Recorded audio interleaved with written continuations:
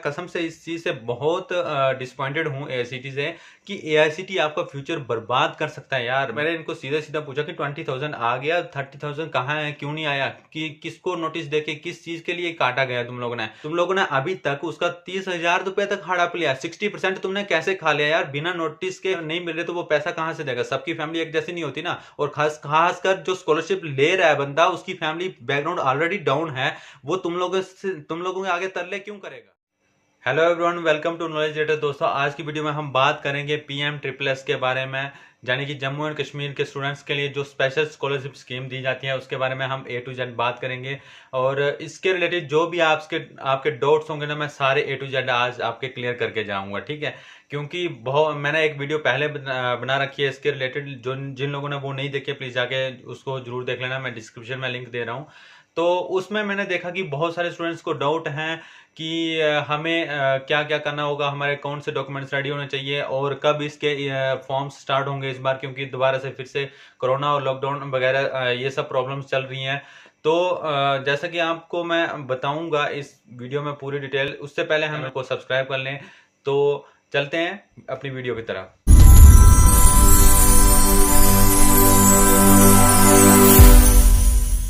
तो दोस्तों, जैसा कि मैं आपको बता रहा था कि हम पीएम ट्रिपल एस के बारे में बात करने जा रहे हैं आज की वीडियो में। तो सबसे पहले मेन बात आती है कि हमें डॉक्यूमेंट्स क्या क्या चाहिए पीएम ट्रिपल एस के लिए। मेन डॉक्यूमेंट्स आपके रहेंगे डोमिसाइल सर्टिफिकेट, आधार कार्ड, आपका बैंक अकाउंट जो है स्टूडेंट के नाम पे होना चाहिए, ये तो कंपलसरी है, पेरेंट्स का नहीं चलेगा। उसके बाद आपके पास जो है इनकम सर्टिफिकेट होना बहुत जरूरी है। और इसके साथ साथ ही बहुत सारे स्टूडेंट्स को ये डाउट रहता है कि मैंने तो 85% ला लिया है 12th में और मेरा तो 100% आना ही है इसमें नंबर।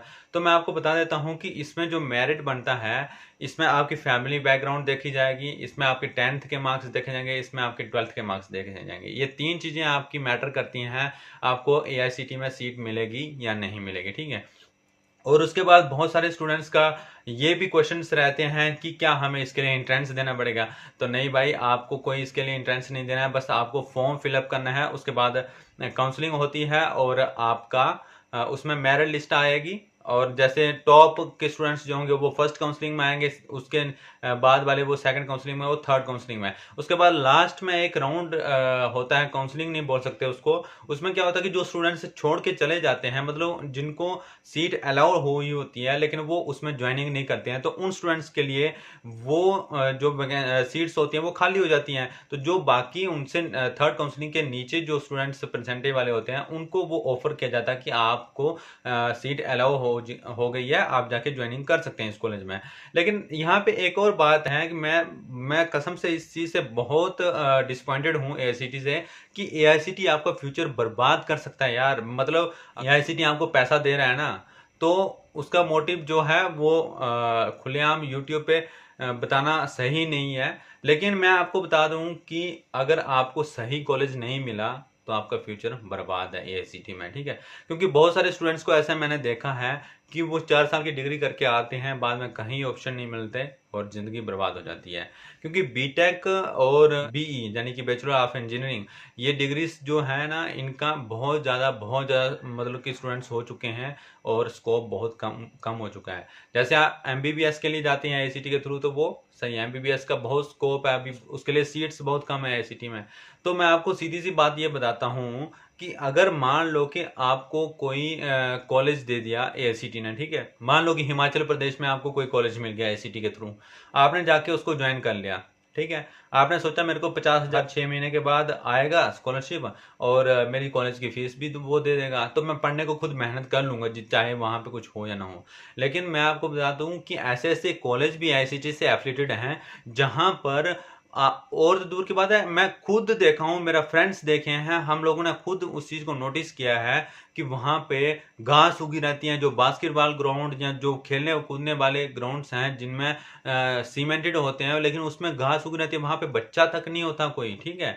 वो 10 15 20 स्टूडेंट्स के ऊपर वो कॉलेज चला रहे हैं। ऐसे ऐसे प्राइवेट कॉलेज हैं जहां पे जाना आपकी जिंदगी के साथ खेलने के बराबर है। इन्होंने क्या कर रखा है कि कोई भी कॉलेज को एफिलिएट कर दिया है अपने अंडर, ठीक है। इनको ये नहीं पता कि हमने उसको एफिलेट किया है तो उसकी निगरानी हम अच्छे से करें कि भाई वो कॉलेज ढंग से चल रहा है या नहीं चल रहा है। अगर नहीं चल रहा है तो उसको लात मार के निकालो ना, क्यों एफिलेट रखा है। ऐसे ही बहुत सारे स्टूडेंट्स के साथ होता है। तो मेरी आपसे रिक्वेस्ट है कि प्लीज़ प्लीज़ जहाँ भी आप ज्वाइनिंग करोगे ना, अगर आपको ज्वाइनिंग लेटर मिलता है आईआईसीटी का, तो उस कॉलेज में जाओ, पहले वहाँ पे जाके देखो, उसके लास्ट ईयर की प्लेसमेंट्स देखो कि उस कॉलेज में से लास्ट ईयर यानी पिछले साल की कितने स्टूडेंट्स की प्लेसमेंट हुई है। अगर आप जिस ब्रांच में जा रहे हैं, मान लो इलेक्ट्रिकल में अगर आप जा रहे हैं, तो उस इलेक्ट्रिकल में पिछले साल की कितने स्टूडेंट्स थे और कितने स्टूडेंट्स की वहां से प्लेसमेंट हुई है। ये सब चीजें मैं आज आपको बता रहा हूँ, लेकिन एक टाइम ऐसा था कि हमें कोई बताने वाला नहीं था, ठीक है। तो ऐसे क्या होता है कि बंदा डिस्टर्ब हो जाता है और बस अपनी मौज मस्ती में जिंदगी के 4 साल तो निकल जाते हैं, लेकिन 4 साल के बाद जब बाहर निकलते हैं तो फिर पता चलता है कि असलियत क्या है और बाहर इंडस्ट्री में क्या चल रहा है और हमने वहां पे क्या पढ़ा है, ठीक है। तो आपको करना क्या है, आपको कुछ नहीं करना। जैसे आप स्कॉलरशिप के लिए अप्लाई करोगे, आपको ज्वाइनिंग लेटर मिलेगा। आपने क्या करना है, जाना है, उस कॉलेज को देखना है, उसकी रेपुटेशन देखनी है, कॉलेज कैसा है कैसा नहीं। मानता हूँ आपको जाने का खर्च आएगा, जितना भी खर्च आएगा, मान लो दिल्ली साइड आपको कोई कॉलेज मिल गया तो आपको वहां पे जाना है और जाके जाते ही सीधे उनके हाथ ज्वाइनिंग लेटर नहीं पकड़ा देना कि हमें ज्वाइनिंग दे दो और हमारी एडमिशन कर दो, नहीं। आपको जाओ, वहां पे रुको 1-2 दिन, कॉलेज के बारे में आसपास के लोगों से कंफर्म करो, जो भी स्टूडेंट्स दिखता है कि कैसा चल रहा है भाई, कॉलेज में बच्चे हैं या नहीं है, और लास्ट ईयर की कितनी प्लेसमेंट है, हाईएस्ट पैकेज कितना गया, लोएस्ट पैकेज कितना गया, ये सब चीज़ें वहां पे जाके चेक करो, ठीक है। और इंफ्रास्ट्रक्चर क्या है कॉलेज का, वो सारी डिटेल्स आप चेक करो। और उससे भी पहले जैसे आप काउंसलिंग के लिए अप्लाई करोगे तो ऐसा होता है कि आपको 100 कॉलेज की लिस्ट बना के देनी होती है आईसीटी को कि हमें इस कॉलेज में जाना है, ठीक है। तो हम तो यहाँ जम्मू एंड कश्मीर में बैठे हैं, बाहर क्या हो रहा है, बाहर के कॉलेज हमें थोड़ी पता है कि कैसा चल रहा है कैसा नहीं चल रहा है। ऐसे ऐसे घटिया घटिया कॉलेज भी भरे पड़े हैं भाई, आपको मैं बता नहीं सकता। तो उन कॉलेज का भी नाम गूगल पे आप करके देखोगे तो आपको रेटिंग तो अच्छी मिलेगी, 4.5, 4.6, 3.5, ऐसे 3.5 से ऊपर ही रेटिंग मिलेगी। लेकिन उन कॉलेज की हालत बहुत खराब हो चुकी होती है, जो अगर मान लो कि जिस कॉलेज में 2 साल से एडमिशन ही नहीं आई तो वो तो बर्बाद ही है एक किस्म का। और जाके आप एडमिशन ले लोगे, वहां पे 100-200 बच्चा होगा, जैसे वो 4th ईयर वाले पास आउट होंगे और कोई आएगा ही नहीं, एडमिशन होंगी ही नहीं। और एडमिशन नहीं हुई, बच्चे नहीं है, तो आपकी प्लेसमेंट होने का कोई सवाल ही नहीं होता, बाहर से कंपनियां वहां कोई आएगी नहीं, ठीक है। तो मेरी आपसे रिक्वेस्ट है कि ये चीज आप नोटिस कर लेना। ये तो बहुत ही इंपॉर्टेंट टॉपिक था, इसलिए मैंने इसको। अब बात आती है कि हमें उसमें एआईसीटी में स्कॉलरशिप मिलेगी या नहीं मिलेगी, हमारी फैमिली बैकग्राउंड क्या है, ये सब चीज़ें मैं आपको थोड़ा थोड़ा ब्रीफली बता देता हूँ, ठीक है। अगर आपके पास फैमिली इनकम जो है आपकी 2 लाख तक जा रही है, मतलब ठीक है, 2 लाख तक एनुअली अगर आपकी फैमिली इनकम है और आपकी 80+% है 12th में, तो आप मान के चलो कि आपको श्योर है कि मिल जाएगी सीट, ठीक है। अगर आपकी फैमिली इनकम जो है 2 लाख से लेकर 4 लाख तक है और आपकी 80% है, तो आपके वहाँ पे चांसेस हो जाते हैं 70%, 60%, ठीक है। क्योंकि वो कास्ट, वो आपका इनकम, वो आपका एकेडमिक क्राइटेरिया, ये सब चेक करते हैं, उसके बाद आपको मेरिट में शामिल किया जाता है, ठीक है। तो आपकी मेरे ख्याल से आपकी 70+% है और आपकी एनुअल इनकम जो है 1-1.5 लाख से नीचे है, तो आप उम्मीद लगा के बैठो कि आपको मिल जाएगी उसमें। और इसके बाद अब बात आती है कि इसके रजिस्ट्रेशन कब स्टार्ट होंगे, ठीक है। तो रजिस्ट्रेशन के रिलेटेड बहुत सारे स्टूडेंट्स को डाउट है। तो रजिस्ट्रेशन यार आपने पहले का देखो ना आप, अगर हम पहले बात करते हैं तो जैसे फरवरी में 12th वालों के एग्जाम होते थे, तो फरवरी में लगभग ये इसके फॉर्म निकल जाते थे, यानी कि आप 2018 की, 17 की, 16 की बात करो तो ऐसे इसमें हुआ है। तो अब जाने की लास्ट ईयर और कोरोना में 19 और 20 में इसमें बहुत प्रॉब्लम हो गई। तो कोरोना के कारण लास्ट ईयर में बहुत लेट, यानी कि 15 सितंबर तक इसके रजिस्ट्रेशन चले थे। तो इस बार भी लगभग ऐसे ही होने वाला है कि अगर अगर ऐसे ही लॉकडाउन लगा रहा और 12th वालों के एग्जाम तो हुए नहीं, आप जानते ही हैं सब। अब 12th के एग्जाम भी नहीं हुए हैं तो वो किस बेस पे आपके लिए पोर्टल ओपन कर देंगे, हाँ भाई आओ आप एडमिशन ले लो, आप रजिस्ट्रेशन कर लो, जब आपके 12th के एग्जाम ही नहीं हुए हैं तो वो किस बेस पे पोर्टल को ओपन करेंगे। तो आप ये इस चीज़ को नोटिस करिए कि जैसे 12th वालों के एग्जाम होंगे, जहाँ उनको प्रमोशन होगा, कुछ भी होगा गवर्नमेंट का डिसीजन, उसके बाद ही एआईसीटी वो पोर्टल ओपन करेगी। ये चीज़ आप याद रखना, ठीक है। है। और इसमें कौन कौन स्टूडेंट्स एलिजिबल हैं ये जानना बहुत जरूरी है, क्योंकि 12th पास आउट बहुत सारी उम्मीद लगा के बैठ जाते हैं कि हाँ मेरी तो 12th होगी, मेरे को तो AICTE में मिल जाएगा। नहीं, ऐसा नहीं है। जैसे जो स्टूडेंट्स यहाँ पे इस ईयर और जो लास्ट ईयर के पास आउट हैं उन लोगों को ही एडमिशन मिलेगा, वही लोग इसमें एलिजिबल होंगे अप्लाई करने के लिए, ठीक है। मैंने लास्ट ईयर भी एक वीडियो बनाई थी कि आपको रजिस्ट्रेशन कैसा करना है। उसमें मैंने बहुत सारे स्टूडेंट्स की हेल्प की थी कि उनका रजिस्ट्रेशन ही नहीं होता था। उनको साइबर कैफे में जाके 200 400 800 रुपये दे के भी उनको ये नहीं पता था कि कैसे रजिस्ट्रेशन करना है, वो मिस्टेक्स करते थे। तो मैंने उनकी हेल्प की थी। अगर आपको कोई भी डाउट है ना तो आप कमेंट बॉक्स में मेरे को पूछ सकते हैं। मैं आपको अपना पर्सनल नंबर, इंस्टाग्राम भी आपको डिस्क्रिप्शन में दिया है, आप इंस्टाग्राम पे जाके फॉलो करिए और वहाँ पे मेरे को मैसेज करिए, मैं आपकी पूरी फुल सपोर्ट करूंगा। अगर आपको कोई भी डाउट है AICTE के रिलेटेड मैं फुल हेल्प करूंगा, क्योंकि मैं जानता हूं यार इस चीज़ का दुख कि मतलब अगर कोई बच्चा गलती से अगर फंस जाता है ना किसी गंदे कॉलेज में, उसकी लाइफ बर्बाद हो जाती है। उससे बेटर है कि यार कुछ भी करके वो दिहाड़ी लगा ले लेकिन 4 साल जिंदगी के बचा ले, ठीक है। क्योंकि अगर 4 साल वहां पे वेस्ट करने के बाद आएगा और कहीं जॉब नहीं मिलेगा तो उससे अच्छा है कि वो जनरल डिग्री कर ले। रिपीट वही बात करता हूँ, ज्वाइनिंग लेटर लेके जाओगे, कॉलेज की रेपुटेशन देखना। अगर कॉलेज ढंग का नहीं है तो आप एक एप्लीकेशन लिखना कि सर ये कॉलेज जो है ये सही नहीं है, इसका लास्ट ईयर का भी क्राइटेरिया सही नहीं है, इस ईयर का भी सही नहीं है और हमें इस कॉलेज में नहीं लेनी है एडमिशन। अगर आप चेंज कर देंगे तो हमारे लिए अच्छा होगा। अगर वो AICTE वाले चेंज नहीं करते हैं तो मैं आपको बोलता हूँ कि ऐसे ज्वाइनिंग लेटर को वहीं पे डायरेक्ट फेंक के आना, ठीक है। एक और बात है कि जो स्टूडेंट्स का स्कॉलरशिप रुका हुआ है 30,000 इस बार, चाहे वो फर्स्ट सेमेस्टर का है, चाहे वो थर्ड का, चाहे वो फिफ्थ का, चाहे 7th सेमेस्टर का, क्योंकि और सेमेस्टर की स्कॉलरशिप रुकी हुई है अभी तक। और उन लोगों ने क्या किया है, एक नोटिस दे दिया है, हम आपको 20,000 ही दे रहे हैं, 30,000 का जैसे गवर्नमेंट डिसीजन लेगी वैसे देंगे। अबे तुम लोगों ने यार जब हमें ज्वाइनिंग लेटर दिया था उस टाइम लिखा था कि 50,000 आपको हर 6 मंथ में मिलेंगे, तो क्यों नहीं दिए? तुम्हारा बाप थोड़ी पढ़ाने जा रहा है कि वहां पे किसी को देना चाहिए था अभी तक। कोई हो सकता है वहां पे रेंट लेके बैठा हो, जरूरी थोड़ी है हॉस्टल में बैठा है तो कॉलेज वाले परेशान नहीं करेंगे। रेंट में जो लोग बच्चा बैठा है वहां पे तो उसको स्कॉलरशिप में प्रॉब्लम आएगी। स्कॉलरशिप अगर नहीं मिल रही तो वो पैसा कहां से देगा? सबकी फैमिली एक जैसी नहीं होती ना। और खासकर जो स्कॉलरशिप ले रहा है बंदा उसकी फैमिली बैकग्राउंड ऑलरेडी डाउन है, वो तुम लोगों के आगे तरले क्यों करेगा? हैं तुम लोगों ने अभी तक उसका 30,000 रुपए तक हड़प लिया, 60% तुमने कैसे खा लिया यार बिना नोटिस के? मतलब ऐसे ही हड़प लिया है। हम लोग तुम्हें 20,000 दे रहे हैं, ये नोटिस दे दिया कोविड के कारण। तुम लोगों को इतनी शर्म नहीं है यार? बच्चे इतनी ग्रेवेंस डाल रहे हैं, इतनी इनको कॉल कर रहे हैं, ये लोग कोई एक बंदा भी नहीं इन्होंने बिठा के रखा कि उनकी कॉल पिकअप करके उनके डाउट्स क्लियर कर ले हैं।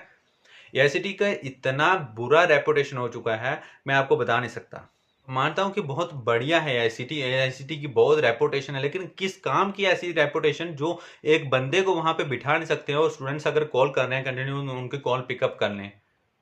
इनको अगर तुम लोग मेल करते हो, मेल का ये ढंग से रिप्लाई नहीं देता। मैं आपको ग्रेविडेंस को कुछ स्क्रीनशॉट शेयर करता हूं, ऐसे स्क्रीनशॉट पढ़ना आप। मैं ग्रेविडेंस का स्क्रीनशॉट साइड में लगा रहा हूं। इनको मैं पूछ रहा हूं कि 20,000 तो चलो मुझे मिल गया, 30,000 क्यों नहीं मिल रहा है अभी तक? तो ये रिप्लाई कर रहे हैं मेरे को कि आप कंटिन्यूशन सर्टिफिकेट अपलोड करो, अगर हो चुका है तो आपकी प्रोसेस आ जाएगी, स्कॉलरशिप आ जाएगी। अबे कंटिन्यूशन सर्टिफिकेट अपलोड करना हमें पता है, तुम लोग वहां पे क्या मतलब ऑटोमेटिक रिप्लाई आ रहा है क्या वहां से? एक दोस्त ग्रेवेंस का इन लोगों ने रिप्लाई किया है तो 20,000 मैंने इनको सीधा सीधा पूछा कि 20,000 आ गया, 30,000 कहाँ है, क्यों नहीं आया? कि किसको नोटिस देके किस चीज के लिए काटा गया तुम लोगों ने? हम लोगों ने बाहर डेरा रूम लेके रखा था जिन बच्चों ने, तो वो बच्चे कहाँ से पैसा देंगे उनको? फैमिली सबकी एक जैसी नहीं होती ना। तो इन लोगों ने रिप्लाई कर दिया कि आप कंटिन्यूशन सर्टिफिकेट अपलोड कर दो। कंटिन्यूशन को अपलोड किए हुए 3-4 मंथ हो गए, इन लोगों ने अभी तक उसके स्टेटस तक अपडेट नहीं किए हैं। इतनी बेकार कंडीशन कर दिया है इन लोगों ने कि कसम से मेरा तो मन करता है कि कोई बंदा PM-SSS में एडमिशन ही ना ले। जिसको अगर टॉप 50 के कॉलेज नहीं मिलते हैं तो इसमें एडमिशन ना ले यार। ऐसे घटिया कॉलेज में भेज देते हैं, उसके बाद फ्यूचर के साथ खेलते हैं। कॉलेज वाले खेलते हैं, उनको पैसे से मतलब है। AICTE वालों को कुछ लेना देना नहीं है कि हमने कॉलेज को एफिलिएट किया है, कौन सा कॉलेज है, कैसा कॉलेज है। वह कहीं भी बच्चों को भेज दिया कि यहाँ जम्मू कश्मीर में जो बंदा बैठा है वो बाहर, उसको क्या पता कि कैसा कॉलेज है? ऊपर से स्कॉलरशिप भी खाली 60%। शर्म नहीं आती यार ऐसे लोगों को। आप थोड़ा सा शेयर करोगे तो मैं AICTE के डायरेक्टर तक अगर पहुंचती है ये वीडियो तो मैं उनको रिक्वेस्ट करता हूं कि प्लीज सर ऐसा मत करिए, क्योंकि कोविड हुआ है तो कोविड सारे बच्चों को नहीं हुआ है, ठीक है। जिस बच्चे को हुआ है, जो बच्चा नहीं है बेचारा किसी कारण या इस दुनिया में कुछ भी हो सकता है कि इन लोगों ने रोक रखा स्कॉलरशिप कि हाँ ये बच्चा ही नहीं है, उसकी बेचारे की किसी कारण डेथ हो गया। अबे जो जिंदा है उनकी तो दे दो यार, किस लिए रोक रखी है 30,000 आप लोगों ने अभी तक क्यों रोक रखी है? हमने नेक्स्ट सेमेस्टर अपने इस सेमेस्टर की भी स्कॉलरशिप अप्लाई करनी है, तो आप इस हाल में तो इस सेमेस्टर में भी नहीं देंगे। मेरी आपसे रिक्वेस्ट है कि प्लीज जिन लोगों की भी स्कॉलरशिप रुकी हुई है उनको आप स्कॉलरशिप प्रोवाइड करिए, क्योंकि मैं वीडियो में देख चुका हूं, मेरी वीडियो में कम से कम 50 से ज्यादा स्टूडेंट्स ने कमेंट्स किए होंगे कि सर हमारी 30,000 स्कॉलरशिप रुकी हुई है। यार सबकी फैमिली एक जैसी नहीं होती। अब जिन स्टूडेंट्स को भी ये थोड़ी सी रिलेटिव लगती है वीडियो, तो प्लीज शेयर करिए ताकि ये जाके जल्दी से जल्दी उन डायरेक्टर सर तक पहुंचे। उनसे अगर कोई कॉल पे बात करता है, कोई उनको मैसेज करता है, कोई उनको मेल करता है, कोई फीडबैक नहीं आता इन लोगों को, मतलब कोई ग्रेवेंस अप्लाई करो तो ग्रेवेंस भी इनका ऐसे ग्रेवेंस आता है कि जैसे हम यहाँ पे गधे बैठे हैं, हमें थोड़ी पता है कि आपको कंटिन्यूएशन सर्टिफिकेट अपलोड करना है। हर बार का सेम रिप्लाई। हम इनको पूछ रहे हैं कि भैया हुआ क्या है, किस चीज के, तुम कब तक दोगे ना जी, इन्होंने बस यही कंटिन्यूएशन सर्टिफिकेट अपलोड करो। कॉलेज वालों को बोलो, कॉलेज सबके बंद हैं, किसको बोलेंगे? और जिन लोगों ने अप्लाई कर दिया है उनको कौन सा आ गई है स्कॉलरशिप? तो प्लीज रिक्वेस्ट है बच्चों की स्कॉलरशिप प्रोवाइड करिए, क्योंकि ये सही नहीं है। किस लिए रोक रखा है? PMM फंड में इतना लाखों करोड़ों रुपया है, तुम्हारे फंड में भी लाखों करोड़ों रुपया आता है, जो स्कॉलरशिप का पैसा आ गया तो किस लिए रोक रखा है? तो रिक्वेस्ट है कि प्लीज पैसा बच्चों को दे दीजिए। और जिन लोगों का भी कुछ भी डाउट है तो प्लीज कमेंट बॉक्स में मुझे वो बता सकते हैं, मैं कोशिश करूंगा पूरी हेल्प करने की अपने से जो मेरी से होगा। और इस वीडियो को सभी अपने दोस्तों के साथ शेयर करिए, लाइक करिए, और चैनल पे नए हैं तो प्लीज सब्सक्राइब करिए। Thank you so much for watching this video. मिलते हैं ऐसी नई लेटेस्ट और नॉलेजेबल वीडियो के साथ, तब तक के लिए बाय बाय।